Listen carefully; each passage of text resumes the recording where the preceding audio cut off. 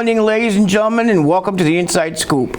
I'm your host, Big Bubba. Along with me is my co-host, Joey. How you doing again, Joey? I'm doing all right. And again, we have local independent wrestling guru, Corey Lancour. How you doing, Corey? I'm doing good. So we all survived WrestleMania. We'll get to the results of that after. First, we'll start our telecast off in our usual manner. I know Joe has a short list there for wrestling birthdays. The first one I'm going to mention to him is something he wasn't aware of. WWF wrestler by the name of Don Leo Jonathan. All you wrestling people out there might remember that name, Don Leo Jonathan. Working in the 80s, I think early 80s, late 70s or early 80s. Big guy. I believe he's 71. I'm not sure of his day of his birthday, but it was announced today in Wrestling Forum, so maybe it was today. My good friend Vic Salagosta mentioned it. Roddy Piper. Wow. It was April 17th. The Big Bossman's arch enemy from prison, Nails. Kevin Kelly. For those, speak up to little Joe. April 17th, 67. The Brooklyn Brawler. Steve Lombardi. Or was it Major League? Or was it Kimchi? He had like 7 characters, I believe. He was the Knuckleball Schwartz or something? Yep.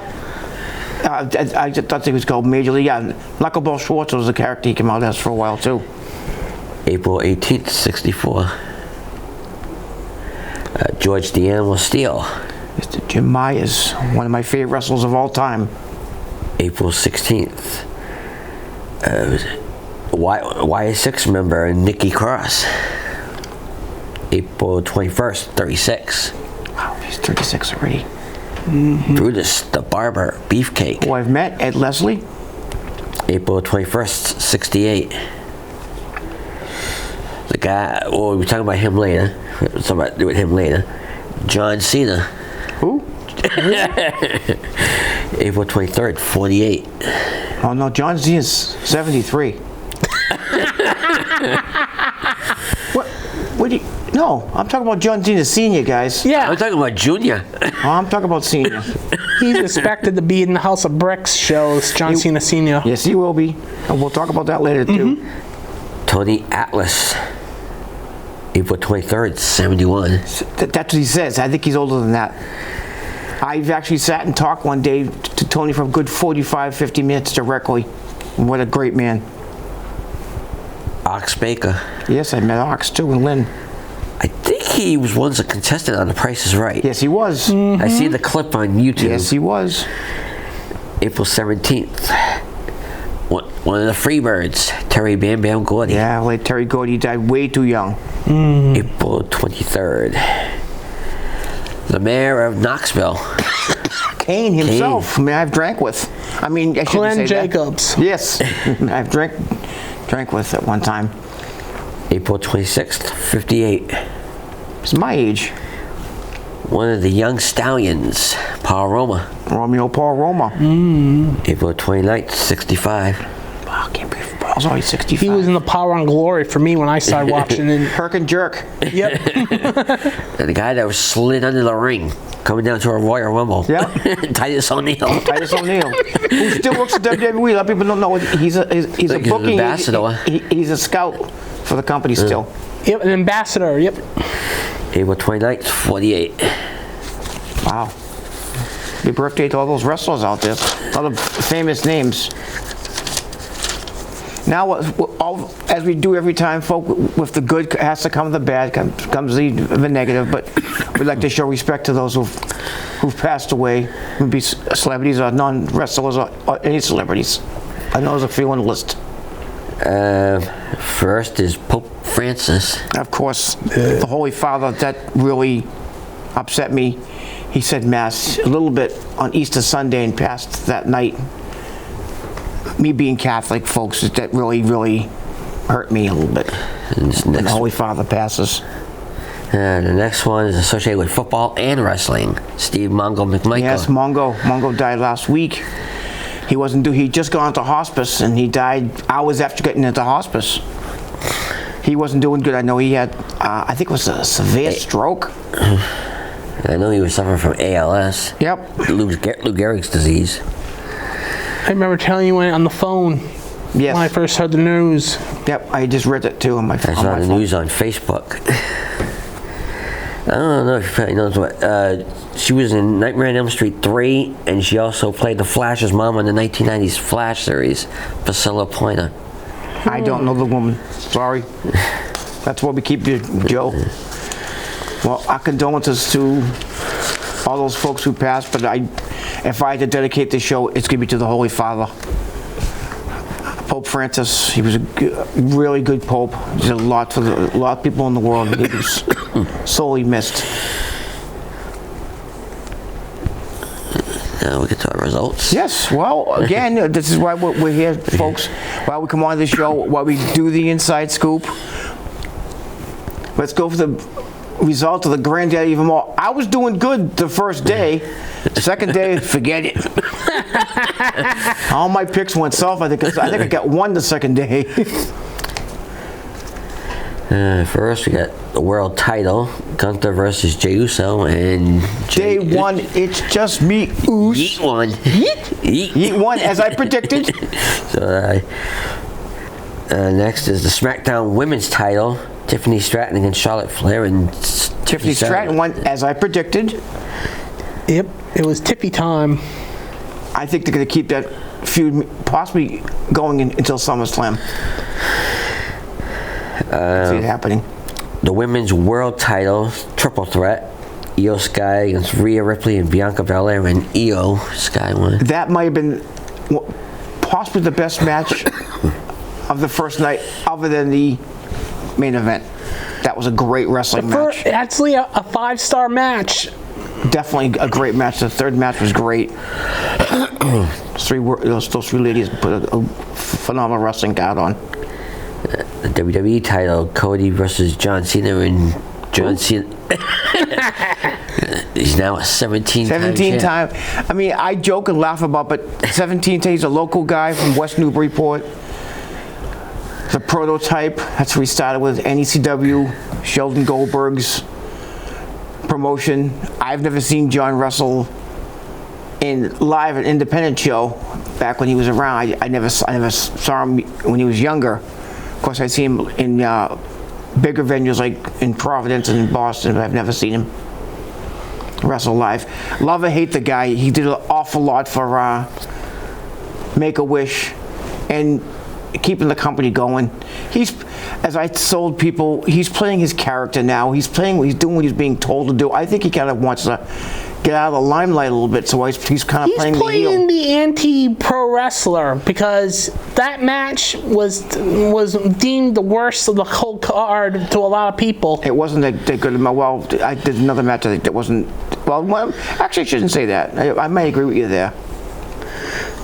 That's why I thought of Cena being the anti-wrestler. He was being... Well, see, he purposely did it. Hulk Hogan actually turned when he went to the NWO. Mm-hmm. So it was time for Cena to turn heel, and he might want to do it just so he can get out of the limelight after he retires, so people will kind of leave him alone. A lot of people think he's going to hold on to the WWE title until his last show in Boston. Yes, I've heard the same thing. The triple threat match, CM Punk, Seth Rollins, and Roman Reigns. Definitely, without a doubt, the match of WrestleMania, I think. Did I call it or did I not call it? Yes, you called it. You unreal. Yes, yeah, he called Seth Rollins. And I called it a lot of people didn't expect the betrayal, but he I thought CM Punk would win because it was his first main event, and he got the push. This is where all my picks started going a little downhill. Yeah. Well, I never claimed to be a complete wrestling guru here.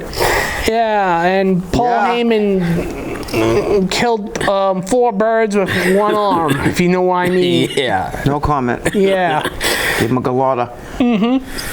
IC title, Fatal 4-Way, Braun Breaker, Penta, Dominic, and Finn Balor, and now we get That might be the biggest shock of all of WrestleMania with Dirty Dominic Mysterio being the champion, but it made sense because Braun Breaker's. We'll talk about him. Yeah. After. Yeah. They're moving him up later. And Penta's not ready to be champion yet. She's too new. And who was the fourth guy in that match again? Finn Balor. Finn Balor. Finn Balor's kind of. He's being a great wrestler who's becoming kind of a partial jobber. Does that make sense? I think because I see the breakup soon of Judgment Day is going to get broken. And I think that was a start of it at WrestleMania. Yep. I think Finn Balor's going to be leaving them soon. AJ Styles versus Logan Paul. Logan Paul won. We all picked AJ to win the match, and I think, that was a good wrestling match. Actually, Logan Paul kind of impressed me in that match. He wrestled very well, but the whole thing with the brass knuckles and someone getting involved, and then it's getting tired. It really is. And that wasn't my favorite match to watch, put it that way. But it was. Karrion Kross was involved in the match. Yes. It was also a pretty good wrestling match. It was good. The thing that pisses me off is that Logan Paul is a good talent, yet I can't stand him as a human. I don't want to get into it, but anyway. He never worked his way into becoming a wrestler. So a lot of wrestlers don't like him. That's all I can say about Logan Paul. Great athlete. The next two matches had a couple of changes in the matches.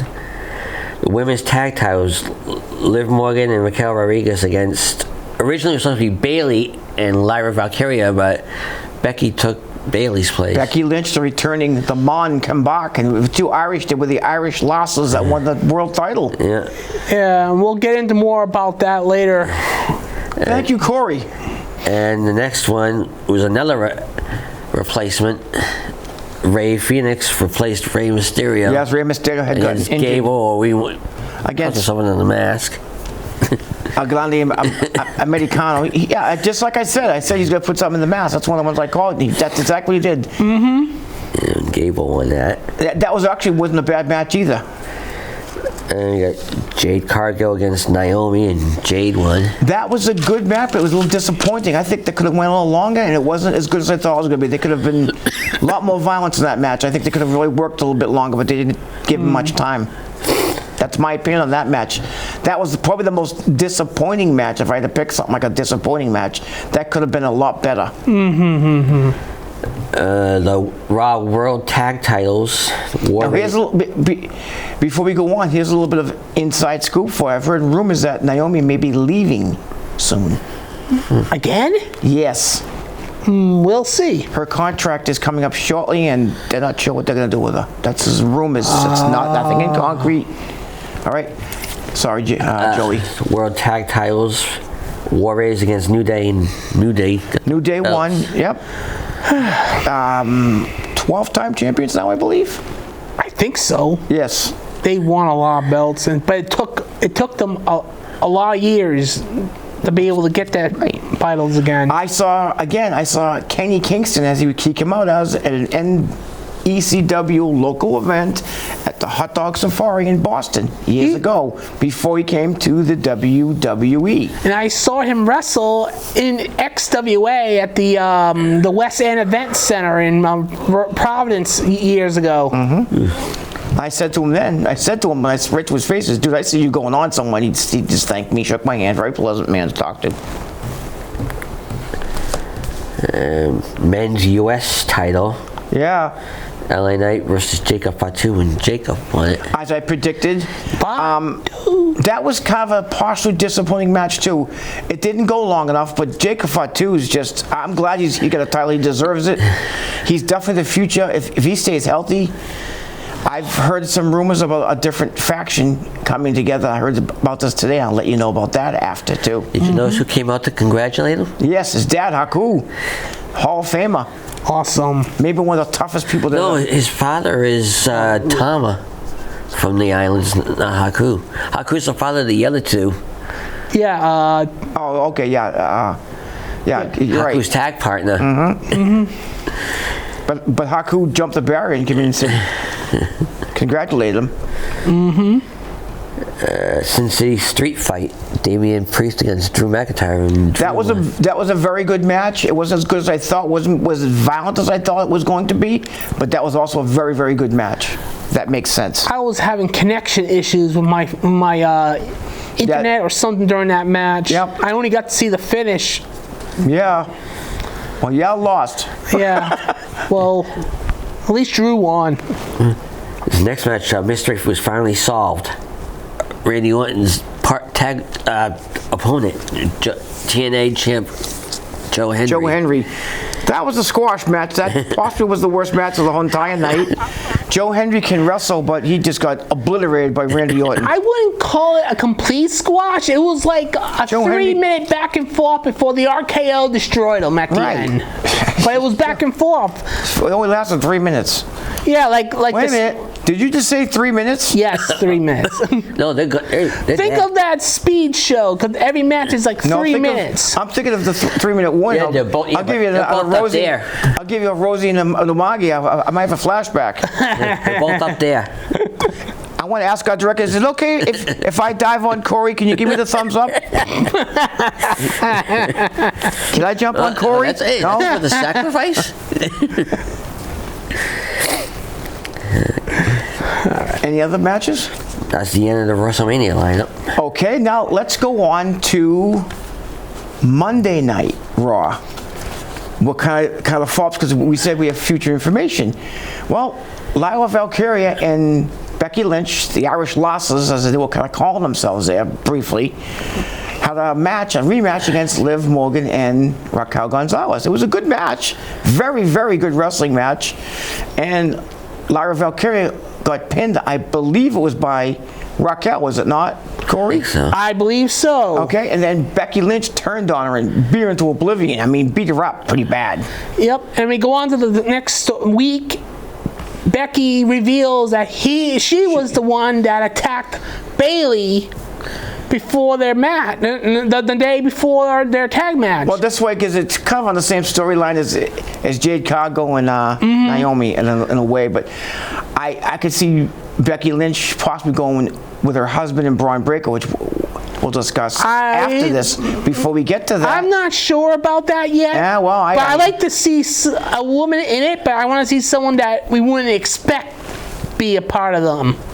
More than obvious. The other one was when Michael Cole and Pat McAfee were commenting about Gunther, and Gunther came out and went to attack Michael Cole. Michael Cole's 56, guys, okay? Been an announcer for 27 years now, I think, 26, 27 years. And for WWE, I don't know how much he did before that. And he went to go hit Michael, he went to go grab Michael Cole into the rear naked choke, and Pat McAfee came in and punched him in the head. And he choked out Pat McAfee to the point where they had to bring out Joey Tessitore. I said to you guys before WrestleMania, I said Gunther's taking some time off. This storyline to him to take some time off, I think. Because he wants to take a few months off to spend some time with his newborn. But Backlash might change that, because Possibility. you got, Well, Pat McAfee has a match with him. Yep. I think a great twist of that is and recently, for having Gunther not show up. That would be a really good twist. Here's another thing though. Recently on his Pat McAfee show, he has a ring set up because he wants to train.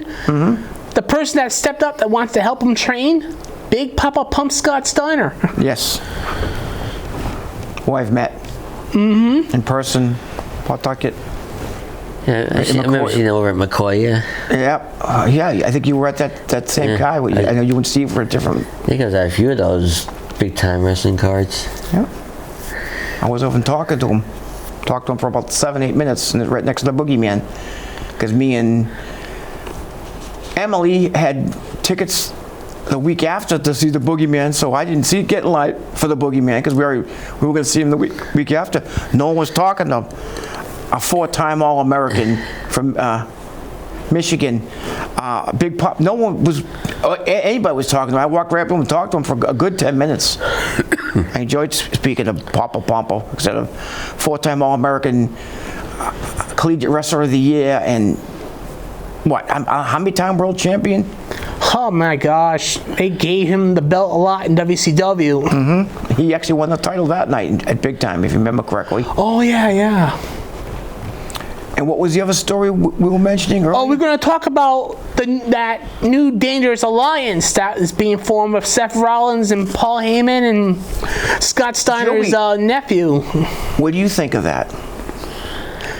Seth Rollins, is Seth Rollins turning heel? Is he kind of going heel, or is it not going to be a heel factor? Because Braun Breaker's still getting cheered, and so is Seth Rollins. I'm not sure. The thing about it, I think the only reason they're cheering Seth is because of his theme song. If he wants to go full-blown heel, they should. He's also a great worker. One of the they should best let pure Death wrestlers Rebel going right now. create something crappy. If you don't know, Death Rebel is the guy who makes a lot of the songs currently in WWE. I mean, Braun Breaker with him, with being a Paul Heyman guy, I think is amazing. It'll be an amazing push for Braun Breaker's career. That's why I mentioned a possibility of them bringing in the man to work with her husband to be the first ever Paul Heyman girl. Kind of like they have with Judgment Day, to have a girl in there. Can I make a correction about the first Paul Heyman girl? The first Paul Heyman girl was made in USA, Medusa. Yes, she was. Back in the 90s. Yes, she was. She was managed by Paulie Dangerously when he was in WCW. You're right, Joey.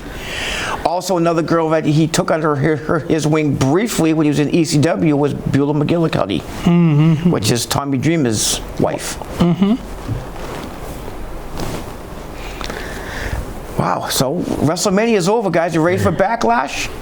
Yeah. Only a couple of weeks away. A couple weeks away. We've only got a couple of matches we can mention. Then I want to change It's something. maybe 3 matches. We talked about a couple of them already. Yes. Technically, we did. And we'll give a preliminary picks here for Yeah. First one is John Cena against Randy Orton. That could be a battle and a half. Two guys who about the same amount of experience. In my opinion, I think John Cena wins that match, or he loses it by disqualification. They could keep that feud going until SummerSlam, because it would be the two great wrestlers. Yeah. John's a little beyond his prime, but Randy's been really getting a huge push, well deserved. They have a lot of chemistry, too. Oh, big time. They worked together in the past, too. Yep. What's the other matches, Joe? Gunther versus Pat McAfee. I think Pat's going to get killed, but Gunther's going to light him up like he's never been lit before. I have to say, though, but yeah, I think I'm going to pick Gunther, but If Pat kicks him, I don't know. Pat could kick him a couple of times. But if Pat learns some things from Scott Steiner, he might actually cause issues with Gunther. It might be a problem for Gunther. And the last match? The women's IC title, Lyra Valkyria against Becky. Yes. That could also be a phenomenal wrestling match. They let it go without anything happening. That could possibly even steal Backlash, believe it or not. Those two Irish ladies can really wrestle. Both of them can. One's coming off, a year off from the system, and the other one's just been really wrestling great for the last year and a half. And Lyra Valkyria said to Becky, I beat you before. Beat you for the NXT championship. I'll beat you again. Remember last time we fought, I beat you. Yeah, but then again, like when Becky was wrestling, we didn't have a WWE IC title. So she might actually collect that. If I had to pick someone to win that match, I think Becky wins that match. Yep, me too. Joey? What? Who's going to win the match? You awake? Yeah. I'll go with Lyra. That's a shock. Well, we have a few minutes left here, folks. One other thing I want to kind of totally change subject just for a couple minutes here. I'm sure because we all heard about it, we've all read about it, is the NFL draft. When I'm reading online from different things, I guess a lot of people are saying the Patriots did an outstanding job in their draft. This kid they got, they're already comparing him to Vince Wilfork, Vince Campbell. That's pretty good shoes to be in. Vince Wilfork was a big guy. I've actually met big Vince Wilfork once. Guy's a monster, very soft-spoken gentleman. But this other kid seems like a real nice kid, strong, smart, very smart. I guess he's a 3.9 college student, very smart kid. But he's a monster of a kid. He's about 6'4", 6'5", weighs about 330. He's got the pterodactyl arms, but that's okay. That's still concerned about that. But they're saying he was the best defensive person available on the board. You got to protect Drake May. Give him some time to pass. Give him some time to pass the ball to somebody. The kid they picked up for running back, they say, is maybe the biggest steal in second round. They're saying they didn't think he'd fall to the second round. They thought he'd go in the first round. A lot of people predict him to go in the first round. He's very strong running back. Very, very strong running back.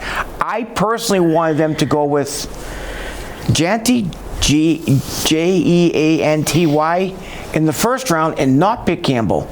Jeanty was the kid from Boise State that had 46 touchdowns and 2,600 yards rushing. That's sick running. That would change the whole concept of the Patriots. If you can't defend, play against Drake May, you have to now contend with a beast that's saying he's going to be like a Derrick Henry type of running back, which is a beast, a strong, big kid himself. But they didn't. They went with somebody to protect their quarterback, as they should, because they see a lot in Drake. And their fourth round guy, I guess, I mean, I know they drafted a kicker. They went after the running back. They went after a wide receiver who's got some good speed. If you say he's got great hands, he's strong, he's smart, a smart player. Like I said, the Patriots are a team to keep an eye on because they still have a lot of draft money, a lot of cap space to go out and get a couple more players too. But they filled in some major spots. We got another kicker. We have a rookie kicker coming in because we do need a new kicker, new place kicker. There isn't much more of a heck of a lot we could say. We're getting ready for backlash. We're enjoying this great weather. Did you hope you gentlemen had a good Easter? Mm-hmm. Everyone have a good Easter with weather? Mm-hmm. Weather's changing out there, folks. So as I want to remind people, because it happened to me tonight, you guys know this, watch out now for your children who are out riding bikes and running and playing with balls, what have you. It's getting to be that time of year where a lot of kids are going back out and playing in the yards, playing in the street and what have you. So make sure you have all of our folks out there, our children are safe, especially with tragedy that happened to that young child in High Park this week. So. Wow. Well, I can't believe this half hour's gone this fast. I'd like to thank AACS for having us. Our floor director's taking over our directorial tonight. I thank you very much, sir, for directing us. Thank you, Joe, and thank you, Corey, and thank you, all you fans out there. God bless you, Pope Francis. Rest in peace, sir.